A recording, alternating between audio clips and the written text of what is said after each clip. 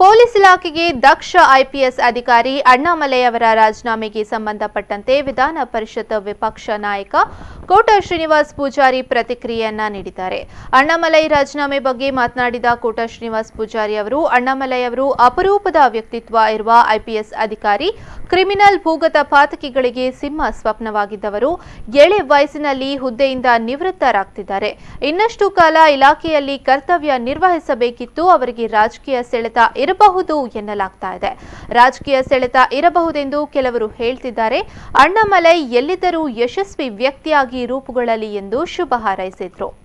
ಅಣ್ಣಾಮಲೈ ಅವರು ಕರಾವಳಿ ಜಿಲ್ಲೆಯಲ್ಲಿ ಮತ್ತು ಚಿಕ್ಕಮಗಳೂರು ಜಿಲ್ಲೆಯಲ್ಲಿ ಎಸ್ಪಿ ಆಗಿ ಕರ್ತವ್ಯ ನಿರ್ವಹಿಸ್ತಾ ಇದ್ದಾಗ ಬಹಳ ಪ್ರಾಮಾಣಿಕವಾಗಿ ಶ್ರದ್ಧೆಯಿಂದ ಒಬ್ಬ ಅಪರೂಪದ ಪೊಲೀಸ್ ಅಧಿಕಾರಿಯಾಗಿ ಕೆಲಸ ಮಾಡಿರುವುದನ್ನು ನಾವು ಕಂಡಿದ್ದೆವು.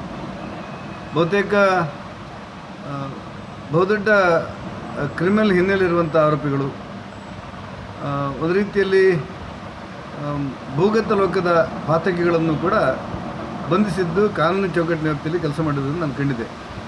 ಇವತ್ತು ಅವರು ತನ್ನ ಎಳೆಯ ವಯಸ್ಸಿನಲ್ಲಿ ತಾನು ಹುದ್ದೆಯಿಂದ ನಿವೃತ್ತನಾಗ್ತಾನೆ. ಪೊಲೀಸ್ ಇಲಾಖೆಯಿಂದಾಗಿ ಕೆಲಸದ ಒತ್ತಡದಿಂದಾಗಿ ನನಗೆ ಪೊಲೀಸ್ ಇಲಾಖೆಯಿಂದ ಕೆಲಸ ಮಾಡಲಿಕ್ಕೆ ತುಂಬ ಕಷ್ಟ ಆಗ್ತದೆ ಅನ್ನುವಂಥ ಮಾತುಗಳು ಅವರ ವೈಯಕ್ತಿಕ ಇರ್ಬೋದು.